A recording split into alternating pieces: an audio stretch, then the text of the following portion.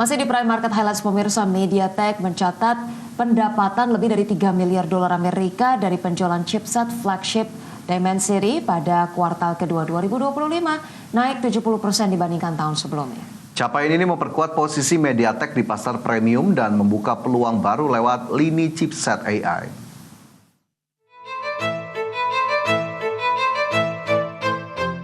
MediaTek mencetak prestasi finansial mencengangkan dengan menembus pendapatan lebih dari 3 miliar dolar Amerika hanya dari penjualan chipset flagship Dimensity di kuartal kedua 2025. Kesuksesan tersebut terutama ditopang oleh tingginya permintaan chipset flagship seperti Dimensity 9400 yang menunjukkan pertumbuhan pendapatan hingga 70% secara year on year. Pendapatan yang mengesankan ini terjadi di tengah ekspansi MediaTek yang semakin agresif, termasuk mendorong kerjasama global dan menempatkan dirinya sebagai pesaing serius di pasar flagship yang selama ini didominasi Qualcomm.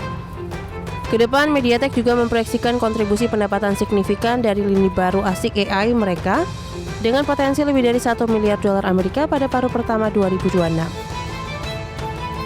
Berbagai sumber, IDEX Channel. Pemirsa, Logitech mengalihkan produksi dari China ke beberapa negara lain untuk menghindari tarif impor tinggi dari Amerika Serikat. Langkah ini dilakukan tanpa menaikkan biaya signifikan dan Logitech menargetkan pada akhir 2025 hanya 10% ekspor dari China ke Amerika Serikat.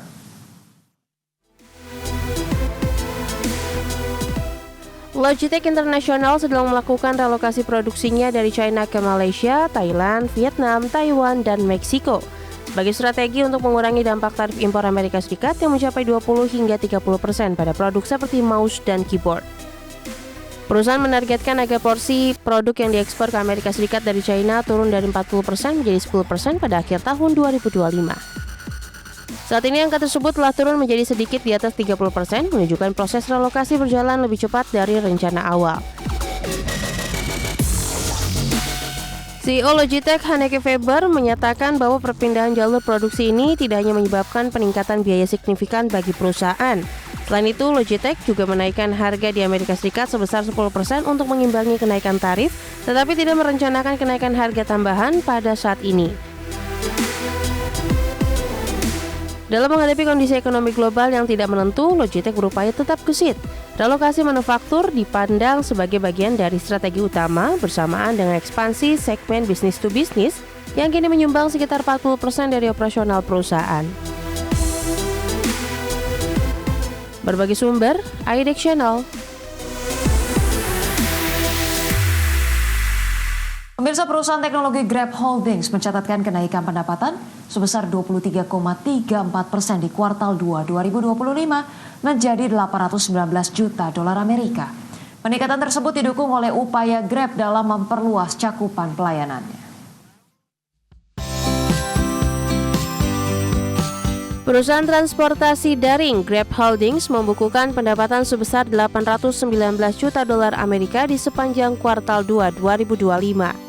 Realisasi ini meningkat 23,34% dari pendapatan di kuartal 2 2024 yang sebesar 664 juta dolar Amerika. Kenaikan pendapatan tersebut terutama ditopang oleh langkah konsumen yang meningkatkan pengeluaran untuk penggunaan jasa platform pemesanan kendaraan umum dan pengiriman makanan online. Peningkatan permintaan tetap terjadi meskipun di tengah ketidakpastian perekonomian global. Selain itu, kenaikan pendapatan di tahun ini juga didukung upaya Grab mengubah platformnya menjadi super app yang mengintegrasikan aplikasi pemesanan kendaraan, pengiriman makanan dan bahan makanan, serta layanan digital lainnya. Langkah perluasan layanan ini pun telah mampu menarik semakin banyak pengguna yang bersedia membayar paket berlangganannya. Selain itu, Grab juga telah menambah jumlah mitra pengemudi agar mampu mengimbangi pertumbuhan basis pengguna. Pada tahun ini, perusahaan yang tercatat di bursa saham New York ini mencatat kinerja yang kuat di Indonesia. CFO Grab Holdings, Peter Oey, mengatakan Indonesia adalah pasar yang menguntungkan bagi Grab dan menjadikan Grab berencana meningkatkan investasi di Indonesia. Berbagai sumber, IDEX Channel. Sony menggugat Tencent karena game Light of Motiram dinilai meniru elemen khas seri Horizon termasuk karakter, dunia, dan desain visual. Iya, gugatan ini mencakup pelanggaran hak cipta dan merek dagang serta upaya Sony untuk menghentikan distribusi game tersebut. Sony Interactive Entertainment telah menggugat Tencent Holding di Pengadilan Federal California pada tanggal 25 Juli 2025 atas dugaan pelanggaran hak cipta dan merek dagang. Gugatan ini menyoroti game baru Tencent berjudul Light of Motiram yang dituduh sebagai tiruan dari seri game Horizon, termasuk gaya visual dan karakter yang mirip seperti Aloy, protagonis berambut merah dari Horizon Zero Dawn.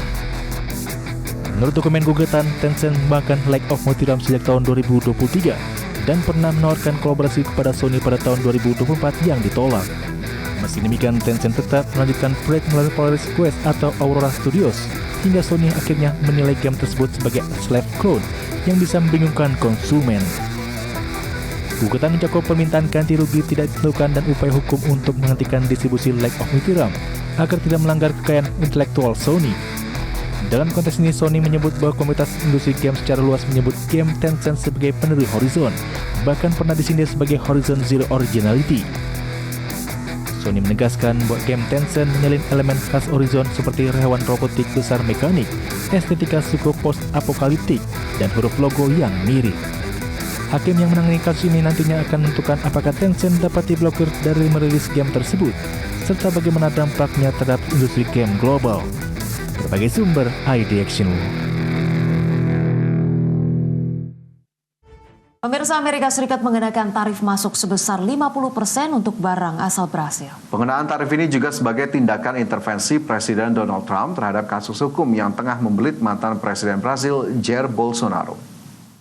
President Donald Trump on Wednesday said Brazil will be charged. Presiden Amerika Serikat Donald Trump menandatangani perintah eksekutif terbaru yang mengenakan tarif resiprokal dasar sebesar 50% untuk komoditas asal Brazil. Namun perintah ini mengandung unsur politis karena menjadi bentuk intervensi Trump atas kasus hukum yang dihadapi oleh mantan Presiden Brazil, Jair Bolsonaro. Adapun Bolsonaro telah lama dikenal sebagai sahabat sekaligus sekutu politik bagi Donald Trump.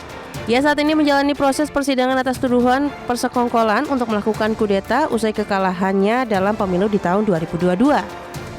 Dalam kebijakan barunya, Trump secara gamblang menyatakan bahwa persidangan terhadap Bolsonaro merupakan tindakan hukum yang tidak adil. Karena itu, selain memberlakukan tarif masuk terhadap barang asal Brazil, pemerintahan Trump juga menjatuhkan sanksi terhadap seorang hakim Mahkamah Agung Brazil yang mengawasi kasus Bolsonaro dengan tuduhan telah melakukan penahanan pra-peradilan secara sewenang-wenang dan membatasi kebebasan berekspresi. Meski begitu, terdapat sejumlah komoditas asal Brazil yang mendapat pengecualian tarif masuk berdasarkan perintah Trump, seperti pesawat sipil dan suku cadang yang bisa menguntungkan perusahaan kedirgantaran Brazil Embraer, bubur kayu, logam mulia, energi dan produk energi serta pupuk. Berbagai sumber, ID Channel.